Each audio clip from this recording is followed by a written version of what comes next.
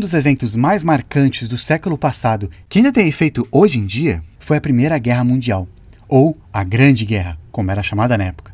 A guerra para acabar com todas as guerras.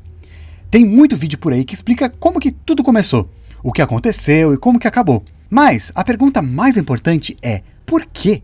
Por que aconteceu a Primeira Guerra Mundial? Será que algo parecido pode acontecer hoje de novo? Bora descobrir. Alô, YouTube! Talvez não tenha sido a guerra mais destrutiva que já tivemos. E com certeza não foi a guerra para acabar com todas as guerras, mas foi a guerra para mudar todas as guerras. Essa guerra aconteceu em um mundo que gostava de guerrear, mas não sabia ainda o potencial destrutivo das novas tecnologias que estavam surgindo. Foi a guerra que estreou os tanques de guerra, os aviões e alguns gases venenosos. Foi a guerra que transformou guerrear disso para isso. Além de ser bem violenta, a guerra mudou o mundo para sempre. Ela acabou com o Império Otomano, ajudou com o fim do Império Russo, o surgimento da União Soviética, apresentou os Estados Unidos como grande jogador na geopolítica e preparou o terreno para a Segunda Guerra Mundial, que foi ainda pior. Inclusive, a guerra recente entre Israel e Hamas dá para ser traçado um histórico até o final da Primeira Guerra Mundial, quando a Inglaterra prometeu aquelas terras para os árabes e também, ao mesmo tempo, para os judeus, se eles ajudassem a lutar lá na guerra. Ok, a gente sabe que ela foi muito importante. Agora, por que aconteceu? Tem vários motivos que podem explicar isso, mas eu separei 5 mais usados por muitos historiadores e especialistas. Corrida naval, nacionalismo, balanço de poder, rede de alianças e o tiro que começou tudo. O primeiro, a corrida naval. Por décadas, a Inglaterra era a potência global, com o maior império da história. Quando surgiu o Império Alemão, eles também queriam ficar poderosos assim. E aí eles concluíram que os ingleses só conseguiram porque eles tinham uma marinha muito forte. E tinham colônias por aí. Então eles começaram a investir e melhorar bastante as forças navais deles. E os ingleses não gostaram nada disso. É um pouco difícil imaginarmos como que foram essas batalhas navais da Primeira Guerra Mundial. E aí que entra o patrocinador deste vídeo, World of Warships. Esse é um dos melhores jogos de batalha naval, com um dos melhores gráficos da categoria. Parece que você está lá no mar mesmo, lá na Primeira Guerra Mundial. No jogo, você participa de batalhas navais em mais de 40 mapas exclusivos, usando várias classes de navios diferentes, como encouraçados, contra-torpedeiros, cruzadores, submarinos e porta-aviões. Você pode baixar o World of Warships no seu computador, ou Xbox, ou PlayStation, de graça, e eles lançam novos conteúdos todo mês. Sempre tem um novo navio, novas decorações ou eventos novos para você jogar. Por exemplo, recentemente teve o evento do Transformers, com navios personalizados dos personagens. Eles têm uma comunidade bem ativa. Você pode encontrar outras pessoas para você jogar e até participar de torneios e discussões do Discord. Neste mês de outubro, todos os jogadores estão tendo um acesso exclusivo do Captain's Club, que tem descontos e ofertas de marcas parceiras. Então vai lá, baixa o jogo clicando no link que eu vou deixar aqui na descrição, ou no comentário fixado abaixo. E também coloca o código BRAVO, para ganhar um pacote de brindes com 1 milhão de créditos, um navio e 7 dias de graça da conta Premium. Valeu World of Warships por patrocinar esse vídeo. Pois é, então, sempre que um país começa a ficar muito mais forte militarmente, o país do lado começa a se preocupar. Ué, será que ele tá ficando forte porque ele vai querer me invadir ou tirar algo de mim? Grande parte das vezes, aquele país com melhores armas é quem ganha as guerras, e quem domina tudo, e também quem tem mais voz pelo mundo. Então, quando um país começa a melhorar muito o seu exército, os países do lado, principalmente aqueles que são mais poderosos, se sentem ameaçados e talvez vão querer fazer algo para frear isso. Número 2, nacionalismo. Por décadas, essa região aqui foi o Império Sacro Romano, que basicamente era a união, mais ou menos, de um monte de reinos menores alemães, que eram bastante autônomos. 2 desses reinos começaram a ficar bem fortes, e ao mesmo tempo que eles faziam parte desse império, eles também faziam as suas próprias coisas e agiam como seu próprio país, a Prússia e a Áustria. E aí o império acabou. Aí lá ficou vários reinos pequenos e esses 2 maiores. Com o tempo, liderados pela Prússia e isolando a Áustria, eles se uniram e formaram o Império Alemão. O povo de lá começou a desenvolver uma identidade forte, algo parecido com o que aconteceu na Itália com a unificação do país. E também décadas antes tinha acontecido na França, começando lá na Revolução Francesa e foi continuando, aumentando até durante a Guerra do Napoleão. Ou seja, as pessoas na Europa elas estavam mais orgulhosas de serem franceses, ou alemães, britânicos, etc. E assim, é bem mais fácil incentivar o povo a querer guerrear com alguém, achar um inimigo em comum. A famosa tática de nós versus eles. Número 3, balanço de poder, ou melhor, polaridade. A polaridade é uma teoria em relações internacionais que tenta explicar por que tem guerras ou não, e é bastante usada para explicar a Primeira Guerra Mundial. Basicamente, tem 3 cenários do mundo diferentes: unipolar, bipolar e multipolar. O mundo multipolar é um que existe vários países que são potências competitivas. O bipolar é quando tem duas potências grandonas, e o unipolar é quando tem só uma. Nas últimas décadas, a gente tem vivido num mundo unipolar, com os Estados Unidos sendo a maior potência do mundo.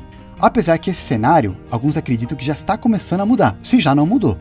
Um mundo bipolar foi durante a Guerra Fria, por exemplo. Os Estados Unidos versus a União Soviética. Eles eram os top 2. Então, ou você se aliava com um deles, ou você era o resto, o terceiro mundo.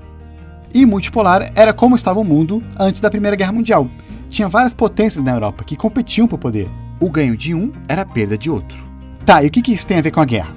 Bem, em teoria, o mundo unipolar ele tem menos guerras mundiais, porque ninguém se atreve a lutar diretamente com aquele que está no topo. Os outros países eles estão bem atrás, bem atrasados, então eles não vão ter chance de ganhar. É melhor já se aliar com ele. As guerras que acontecem, elas são mais locais, que às vezes esse país grandão se envolve.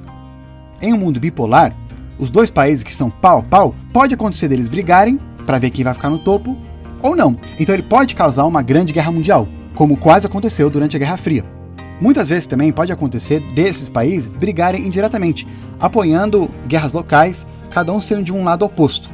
Por fim, de acordo com essa teoria, o mundo multipolar é o mais provável de ter guerras, porque como há várias potências que são competitivas, tem mais probabilidade deles quererem brigar uns com os outros, tentar derrubar o outro para poder pegar mais recursos e ganhar mais influência. No caso do começo do século passado, tinha a Inglaterra, a França, Rússia e a Áustria. Mas quando chegou o Império Alemão, ele começou a crescer muito. E aí, combinando com o enfraquecimento do Império Otomano, que também já tinha sido muito forte no passado, esse balanço de poder, que estava entre os tops 4, começou a se desestabilizar. Claro que nem todo mundo concorda com essa teoria. Para alguns, o mundo bipolar tem menos guerras, porque os dois não querem se matar. E para outros também, o mundo multipolar é o que tem menos guerras, contanto se tiver um equilíbrio de poder. O quarto motivo também é bem comentado pelos historiadores, é a rede de alianças que aconteceu antes da guerra. O que é isso? Bom, tinha vários países poderosos, né? Então, para se proteger de uma potencial ameaça de um vizinho, alguns eles decidiram se aliar com outros. Assim, juntos venceremos. Isso é algo parecido com a OTAN hoje em dia, que a gente falou um pouquinho melhor nesse outro vídeo, que eu vou deixar também o link na descrição. Basicamente, essa aliança, ela servia para proteger todos os membros. Se um país daquele grupo é atacado, então todos os membros da aliança vão retaliar esse país agressor. E aí isso faz com que um país ele pense duas vezes antes de querer atacar algum membro dessa aliança. Então algo parecido estava acontecendo lá na Europa algum tempo antes da guerra. Como falamos, o balanço de poder estava mudando, o Império Otomano caindo, o alemão chegando, e além disso a Rússia estava tendo problema com revoluções internas. A Áustria ela cresceu bastante e criou uma monarquia dual, formando o Império Austro-Húngaro, e era o império mais diverso da Europa. Ou seja, tinha vários povos diferentes dentro, alemães, húngaros, tchecos, ucranianos, poloneses, romenos, etc. Alguns desses povos eles eram de origem eslava, e isso fazia com que o império ficasse de olho na Rússia, que era líder do mundo eslavo. E a Rússia já tinha brigado muito na região para tentar pegar mais terra para ele e ganhar mais influência, especialmente empurrando cada vez mais para baixo o Império Otomano. Aí uma hora, essa parte aqui, Bósnia, que tem muitos sérvios, deixou de ser oficialmente dos otomanos e os austríacos anexaram para eles. O país do lado, que é a Sérvia, não gostaram nada disso, e nem a Rússia, que se via protetora dos países eslavos, e também tinha interesse na região. Então, com medo dos russos fazerem alguma coisa, principalmente porque eles eram amiguinhos dos sérvios, o Império Austro-Húngaro renovou uma aliança militar com os amigos mais próximos dele, os alemães e também tinha os italianos, apesar que depois eles foram saindo de fininho. Os outros países, especialmente aqueles que já não estavam muito fã do crescimento dos alemães, não gostaram nada disso. Então a França, que já estava de mal dos alemães por um tempo por causa de uma guerra que eles perderam, se aliou com os russos e os britânicos. Então basicamente, se alguém atirasse em alguém, todo mundo ia entrar em guerra. E foi isso que literalmente aconteceu. Número 5, o tiro que começou tudo. Chegamos no evento que todo mundo fala como acontecimento principal que começou a Primeira Guerra Mundial. Bem, muitos sérvios que moravam lá na Bósnia, que agora era parte do Império Austro-Húngaro, não estavam gostando de ser parte desse império. Então eles formaram grupos de resistência. Alguns desses grupos foram considerados terroristas por muitos, como por exemplo o Mão Negra, que queria tirar a Bósnia do Império Austro-Húngaro e se unir com a Sérvia.